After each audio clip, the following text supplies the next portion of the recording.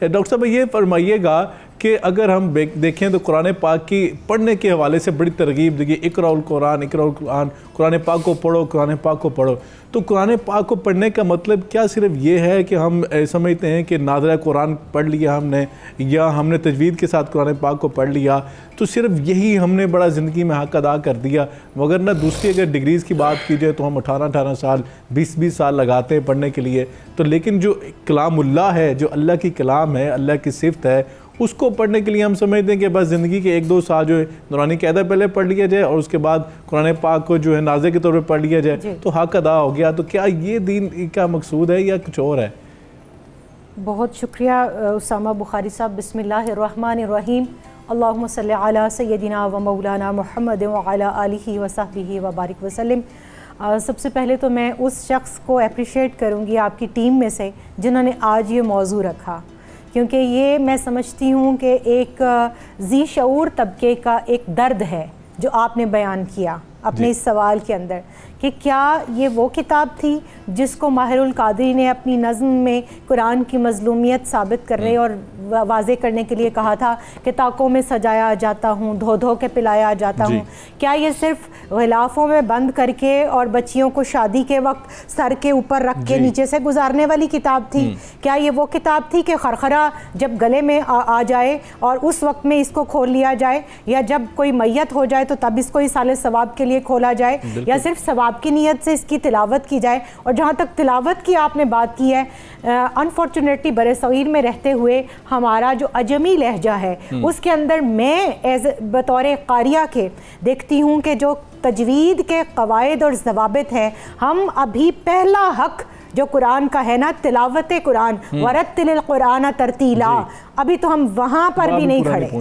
اور جو جس مقدار کے اندر تلاوت کی جانی چاہیے، ہر صبح کا آغاز جس تلاوت کلام مجید سے ہونا چاہیے، آنکھوں کو ٹھنڈک اور تراوت جس کے ذکر سے اور جس کا ملاحظہ کرنے سے دینی تھی، اور وہ جو میرے نبی علیہ الصلوۃ والسلام نے ارشاد فرمایا تھا کہ تم میں سے وہ شخص ہم میں سے نہیں جو قرآن کو ترنم اور تغنم سے نہیں پڑھتا.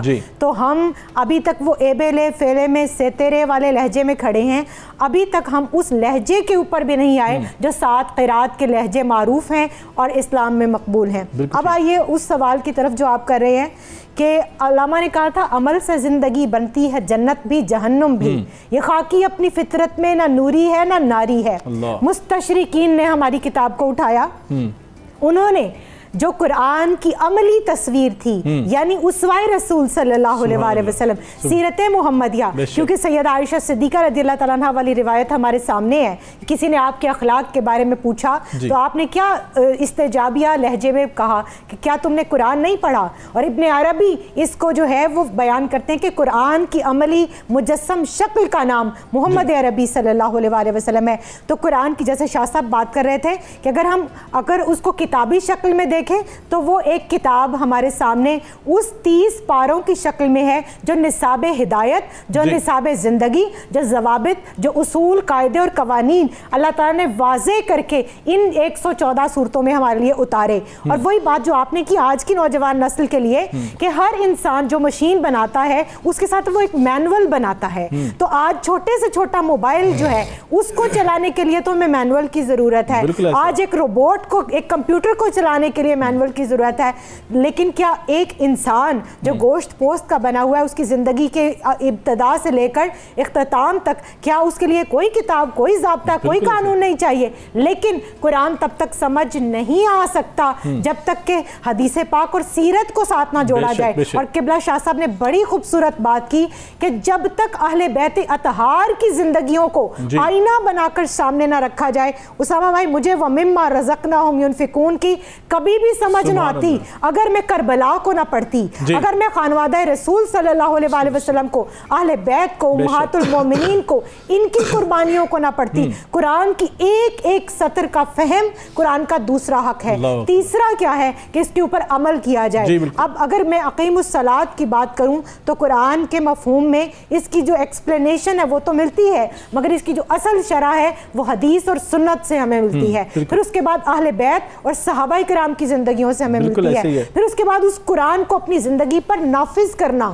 تنفیذ کے بعد پھر اس کی ابلاغ کرنا، اس کی دعوت دینا، دوسروں کو اس پیغام میں شریک کرنا، اور جہاں جہاں مجھے آپ کو ہم سب کو اللہ نے قوت، اقتدار اور منصب دیا ہے وہاں اس احکامات کی تنفیذ، یہ قرآن کے جو ہے وہ حقوق ہے۔ تبھی علامہ فرماتے ہیں یہ بات کسی کو نہیں معلوم کہ مومن قاری نظر آتا ہے، حقیقت میں ہے قرآن۔ بے شک بڑی خوبصورت بات آپ نے بات بیان فرمائی۔ علامہ اقبال نے واقعی صحیح فرمایا تھا کہ حقیقت میں جو ہے وہ میں سمجھتا ہوں مومن جو ہے وہ قاری نظر آتا ہے، لیکن حقیقت میں ہے قرآن، جو یقیناً مومن جب قرآن کے اوپر عمل کرتا ہے تو تب ہی اللہ رب العزت جو ہے اس کو ہدایت یافتہ شمار کرتے ہیں۔